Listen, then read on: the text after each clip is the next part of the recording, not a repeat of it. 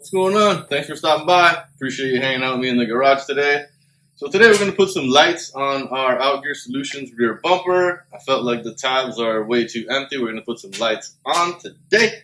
So I got some Baja Design S2 Sports. I got the kind of like the wide angle in amber. So we're going to throw those up. But first, I kind of want to show you everything that I have in the kit. We've got some extensions. We're going to wire up a different switch because I like these little switches. So we'll get that in. But let me just throw you on the bench and I'll show you what we got to do up here first. All right, guys. So up on the bench, first off, the lights. I love it. They always send you a sticker. ARB, take note. You got to send out some stickers occasionally. All right. So here's the lights. You know, those are the S2 Sports. Not bad. Good housing. I mean, you know, it's Baja Designs. So in the box, you got your connections. This is for mounting the brackets. So we are going to be using these brackets. And you got over here this is the wiring harness that comes with the kit. If you look at this harness, so you got your relay, positive and negative, that are going to go to my aux box. If you just have a battery, they would essentially be going to your battery. This right here is going in the cab. That's to your switch wiring harness that we're going to adapt to work with our switch. And then both of these are going to run to your lights. So depending on how far you have these, obviously mine are all the way in the back bumper, you will have to pick up extensions. So each one of these, I think, is a 10-foot extension. 10 feet is a lot, I know, but you know that's what we have, so that's what we're going to use. So let's see. First thing we're going to do is let's get these brackets on. So let me get this out of the way. We'll get these brackets set up. All right, so for us to set up the brackets for them to work, and this is important, this is something you guys always want to look at and you always want to set up, walk over to where you're going to put them, right? And figure out where these holes are and where the mounts are, right? So here's the small problem with this. These won't work like this. You see how this is not far enough to come back into here? And I don't want to mount them pointing down like this. I want to mount them pointing straight out, right? So what I have to do then is flip this way so that I can use these holes, right? And then from here, you either can mount it kind of poking out, or this way will kind of push them back into the bumper. But why that's important is, in order for me to use the holes at the top, you see how this is going to end up being upside down on the truck? Some people, that might not bother you. It would absolutely drive me crazy. So we're going to remove this piece, flip it over, and we got to do that for both of them. So that way we can move the mounting spots to the top, and then this is still looking right. So I'm going to do that right now. See, it's sealed with rubber, so it's not like the seal is underneath here, okay? Now if you look, this is set up the right way, and our holes are at the top where we can use them. And that way the bracket will fit just like this, or like this. And I'm actually going to put it like this because I want to have it a little tucked further back into the bumper.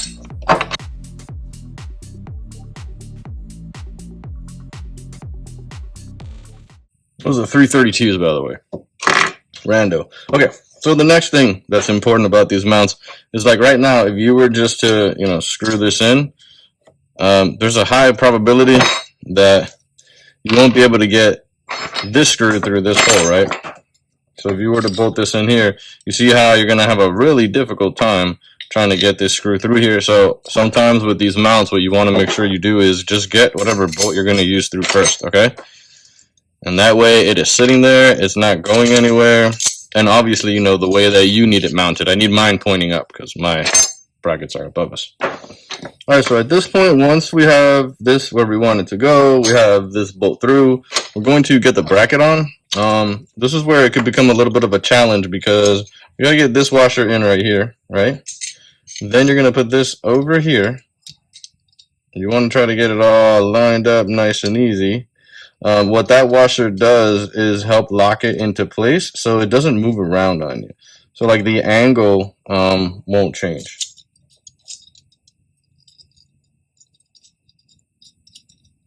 Perfect. I'll do the same thing on this side. We get this in between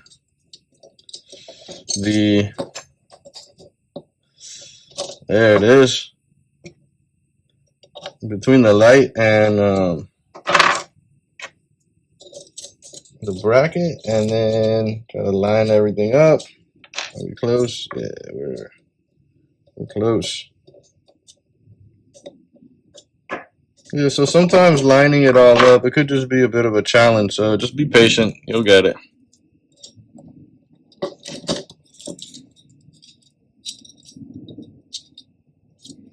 There we go.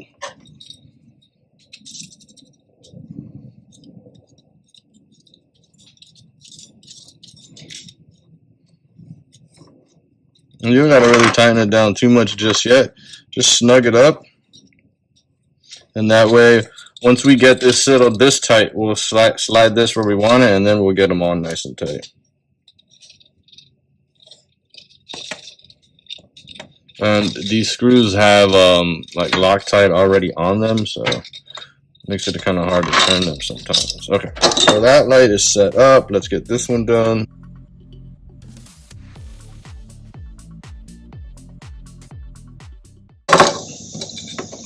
All right, brackets are in and done. The words are correct. Everything is sitting the right way. We can go throw these on, then we'll come back and work on the bench.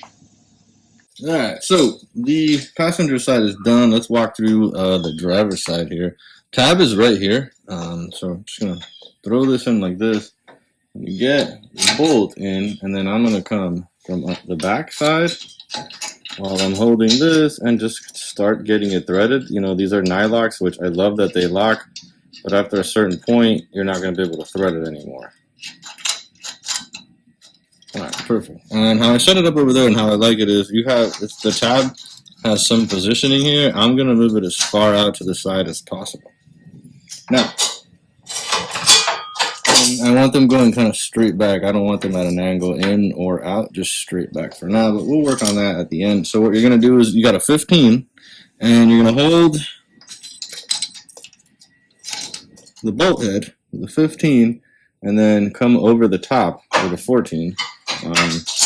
And if you have a ratcheting wrench right here, it's going to just save your life, okay?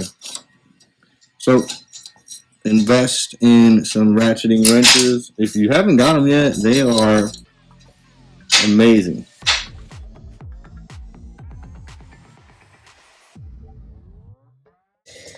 I'm just looking at it from the side, and I'm liking that. That looks pretty flush. I pushed it all the way to the outside. So I'm going to give it one more good crank.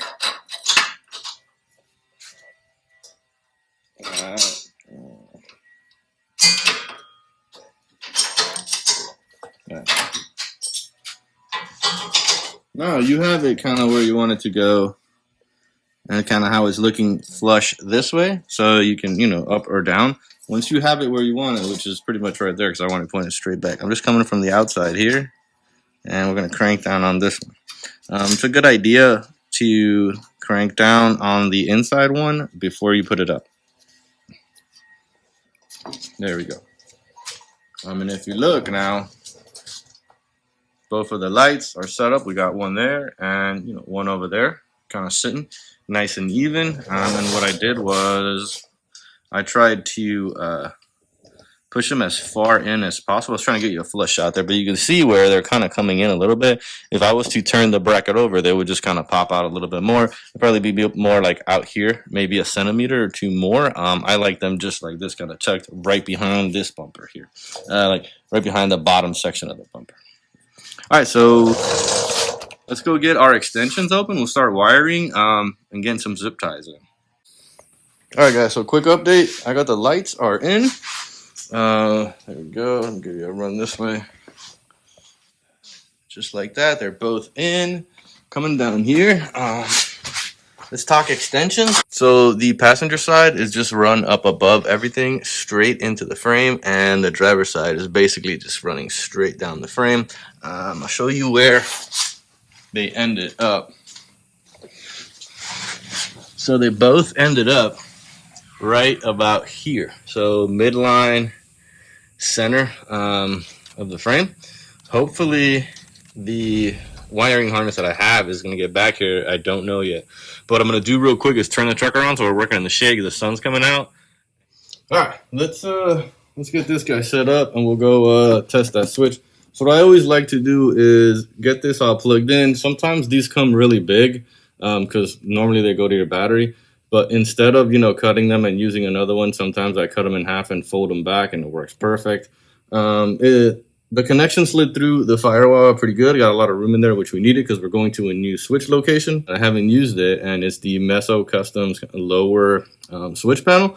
So that's going to be fun, but I need more room in there to get over to it. So we'll get that. Let me get this going real quick. Running the wires was pretty simple. It made it to the extensions with no issues, so I was really excited about that. I thought I was going to have to kind of create something new, but I didn't. So that was great. So before I run any of this wiring, I always have the aux box off, so no power here to anything, okay?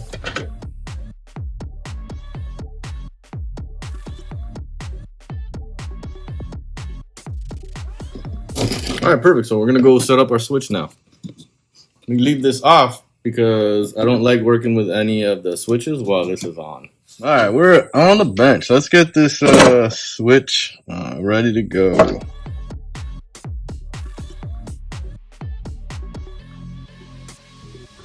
All right, so we'll start off with the easy one. Let's do the ground, which is gonna just be black.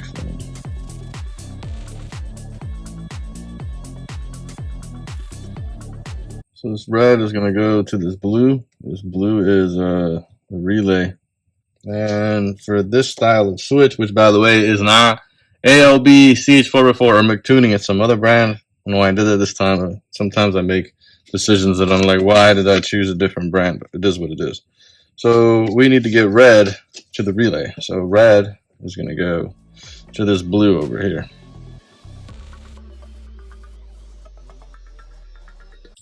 So right here is where the instructions on the switch get a little hilarious, okay? So it says right here, in this connection method, right, black to negative, red to relay, green and white go to positive, which is here, right? But what if you want to have the illumination set up? What if you don't want it on all the time? This is the best part right here. In this connection method, the backlight of LED light bar, for example, will be illuminated the entire time. If you turn on the light bar, then, so I guess what they're trying to say is if you wire it up like this, this spot that says rear lights for me will always be on. And then when I turn it on, these will be on, right? And then the best part about this is you can also try other connection method. Then you can control the backlight. Okay, it would have been great if you just would have told me, which one of these controls the backlight, and that way that's the one I'm going to be, tying into anything else. So I'm going to go out on a limb here. If they wired theirs up the exact same way that any of the other like CH4x4 wire it up, this green one is going to, so this is the power, and this is going to be the dash light circuit. So I'm going to just give this a try here. I have a feeling that this is going to be the power. This is going to be like this will be power. And then this one is going to be the dash light circuit. But we're going to test all of this before we finish it up. All right, so just run a quick test that the green one here is going to be the power. Over to this one. And then this white is going to be the illumination circuit. So we're going to tap that into something I already have in the dash.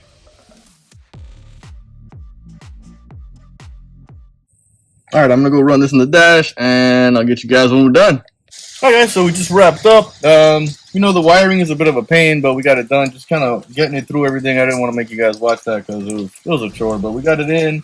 Looking really good on the Meso switch panel down there. So those are lights on, and then once you push the button, it's going to turn on the those two lights that you see there.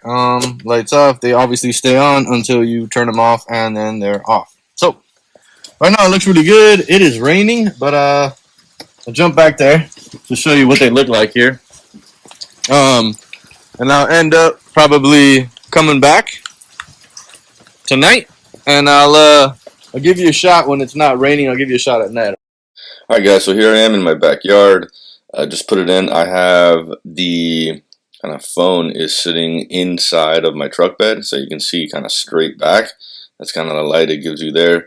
In a second here, I'm going to take it out of the truck bed and kind of walk back with it a little bit so you can see the lights kind of from a distance. And then I'm going to come back and place the phone right next to the truck bed, kind of on a bipod, kind of sitting up a little higher so you can see it, outside of the truck.